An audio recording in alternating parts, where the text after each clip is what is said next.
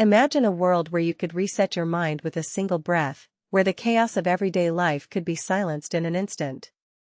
Now picture someone standing in the middle of a bustling city, their heart racing, their thoughts spiraling into a storm of worry and doubt. What if they could pause, just for a moment, and find peace? That's the power of mindfulness, a practice that's quietly transforming lives across the globe. Mindfulness isn't just a trend, it's a science-backed approach to living more fully in the present moment. Rooted in ancient Buddhist traditions, it has evolved into a tool for modern psychology, offering solutions to some of the most pressing challenges of our time: stress, anxiety, and even chronic pain. But how does something as simple as paying attention to your breath change the way your brain works?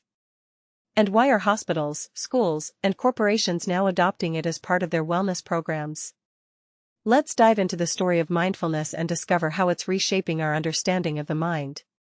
At its core, mindfulness is about awareness. It's the practice of noticing your thoughts, feelings, and sensations without judgment, like observing clouds pass by in the sky. This seemingly simple act has profound effects on the body and brain. Studies show that when people engage in mindfulness, their bodies produce less cortisol, the hormone linked to stress. Over time, this can lead to lower blood pressure, improved sleep, and even stronger immune systems. But the real magic happens in the brain.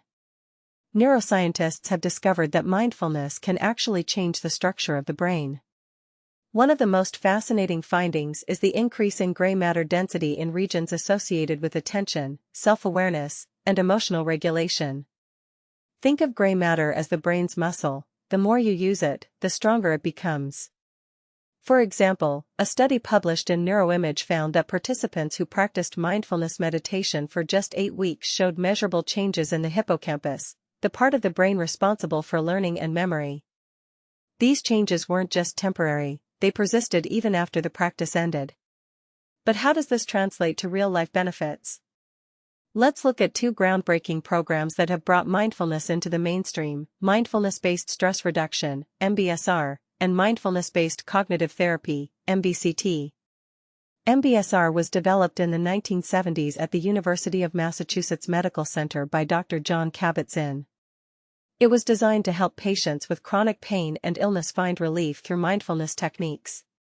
Today, MBSR is used worldwide, with research showing that it can reduce symptoms of fibromyalgia, lower blood pressure in patients with hypertension, and even improve quality of life for people with cancer.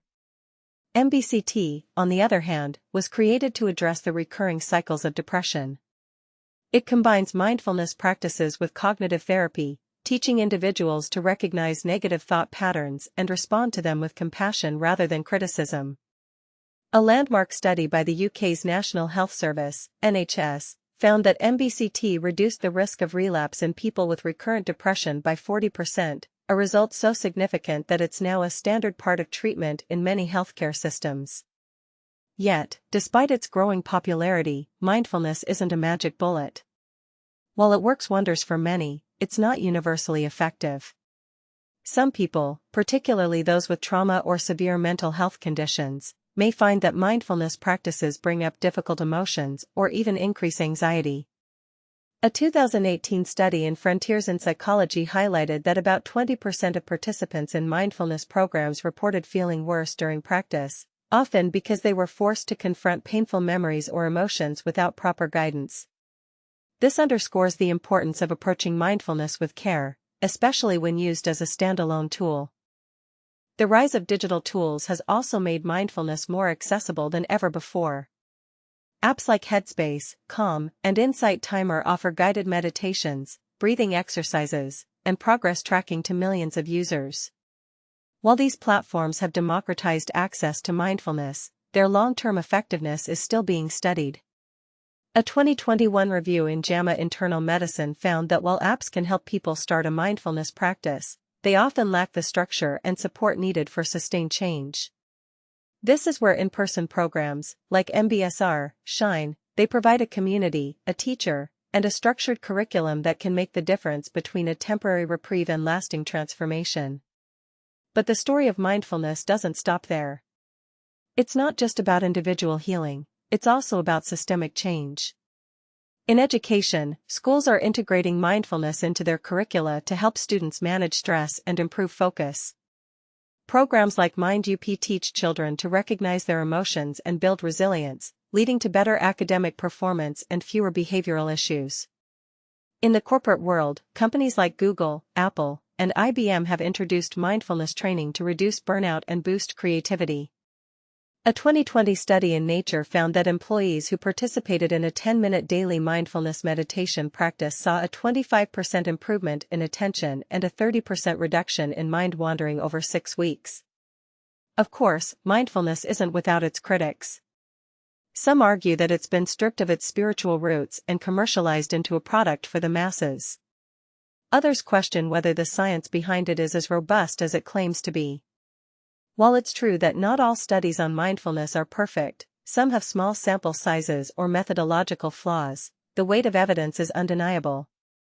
A 2022 Cochrane review analyzed over 100 studies and found that mindfulness-based therapies were associated with a 30% reduction in relapse rates for individuals with recurrent depression. That's a number that speaks volumes. And yet, the most important thing to remember is that mindfulness is a practice, not a quick fix. It's not about achieving a state of perfect calm or eliminating all stress. It's about learning to navigate life's challenges with greater awareness and kindness. It's about noticing when your thoughts are spiraling and gently bringing your attention back to the present moment. It's about being human, with all the messiness and beauty that entails. So what does this mean for the future? As research continues and mindfulness becomes more integrated into healthcare, education, and the workplace, it's clear that this ancient practice has a place in the modern world. But it's also a reminder that no single approach works for everyone. Just as there's no one-size-fits-all solution to stress or anxiety, there's no one-size-fits-all approach to mindfulness. What matters is finding a practice that resonates with you, whether it's a guided meditation, a body scan, or simply taking a few deep breaths when life feels overwhelming. In the end, mindfulness isn't about escaping life's difficulties. It's about learning to